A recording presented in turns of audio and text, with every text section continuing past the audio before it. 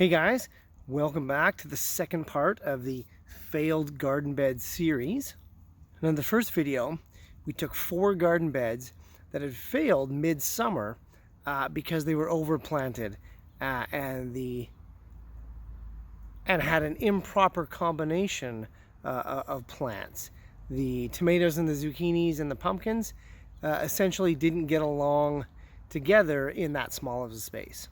So you can check out that video in the link below. And today we're going to do another midsummer replanting, redoing of a raised bed.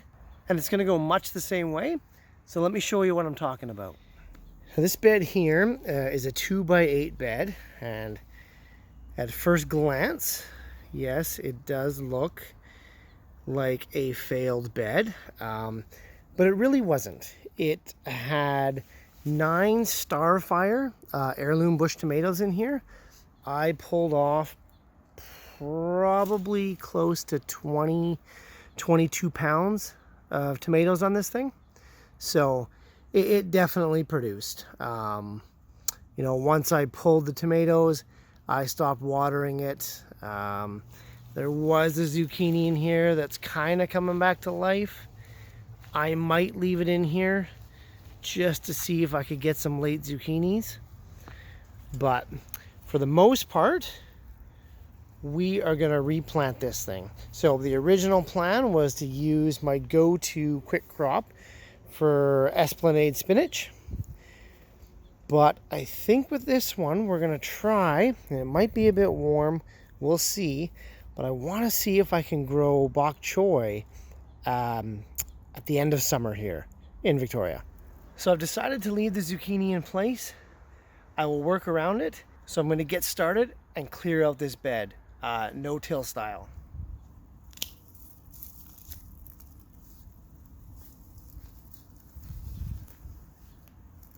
Still growing tomatoes.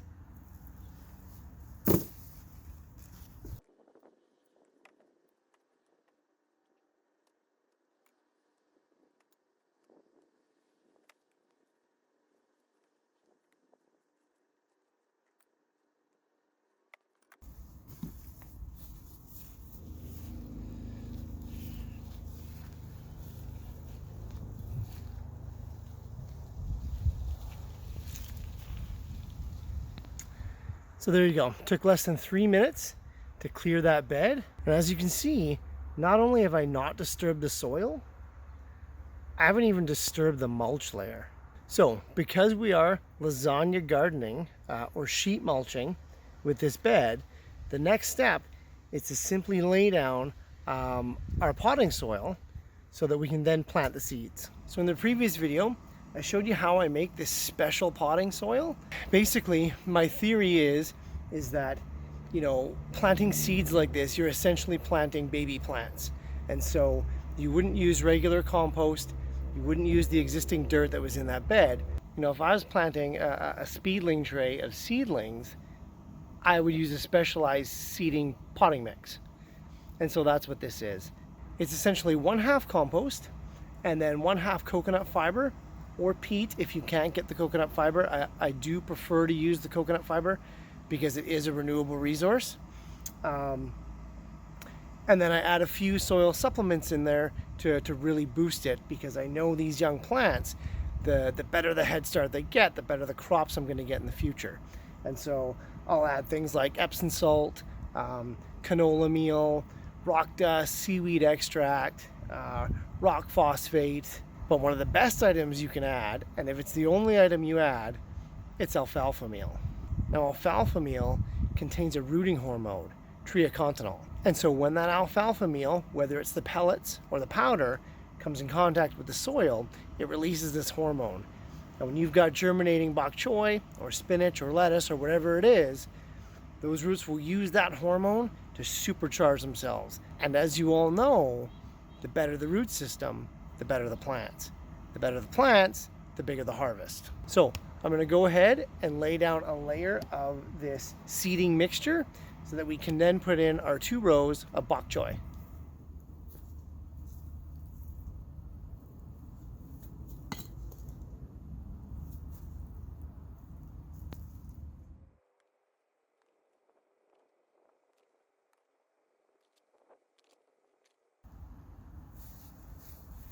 So now with that seeding mixture in place, I'm going to go ahead and water the 2 rows to give the Pac Choi seeds a safe place to land.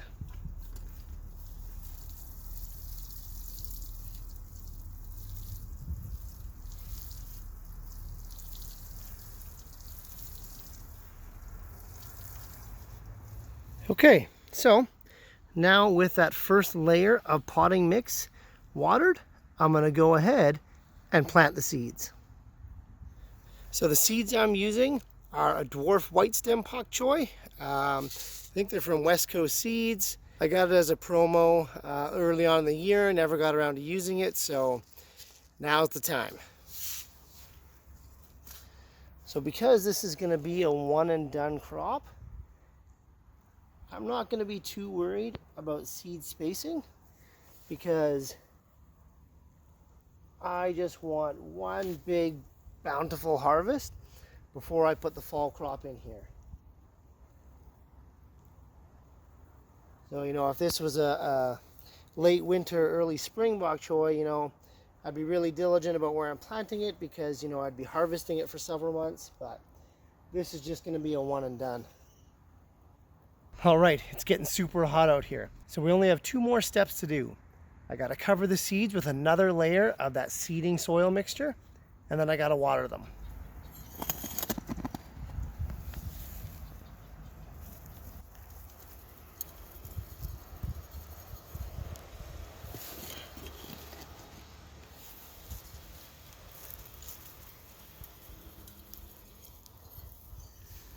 So I've got the seeds all covered up with that last layer of soil, but I'm going to do one more step before I give it that final watering.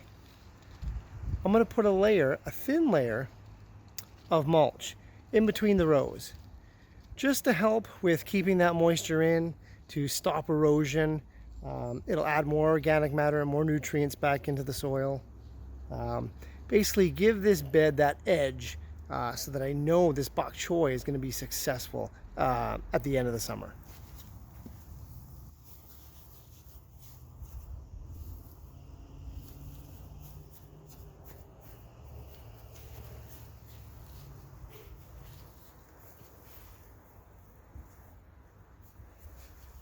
There's that little extra layer of mulch on either side of the rows.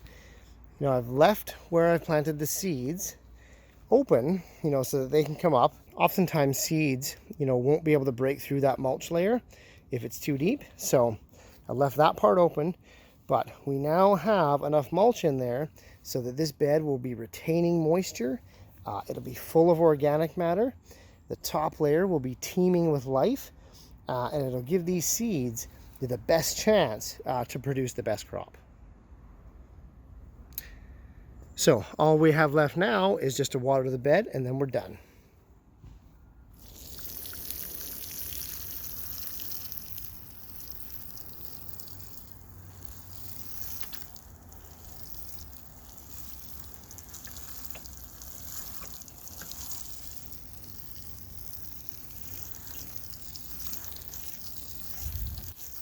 I just wanted to show you, after we watered, you can really see how that mulch layer is going to hold the moisture. You know how, I mean, that's just grass clippings. You know how grass can hold moisture. And so it just sitting right there on that top layer is going to make sure that these seeds are nice and moist all the way until germination. And the other thing it does too is it really moderates the temperatures. So if it gets cold at night, it's going to keep those seeds nice and cozy. And then the heat of the day, by holding that moisture in, it's going to keep them from those extreme daytime temperatures. So that's it. Another bed fully reclaimed. No, it just goes to show you, you know, when your summer crops are done, that doesn't mean that bed is done.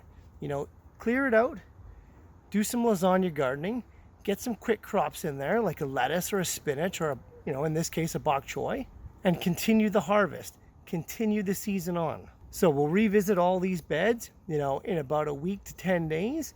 That's when everything should be germinating, and we can tell that we're on the right track. Thanks for watching today, guys. As always, leave any questions or comments down below. Leave any links to videos that you're doing. You know, how are you fixing your beds, you know, mid-summer, mid-season?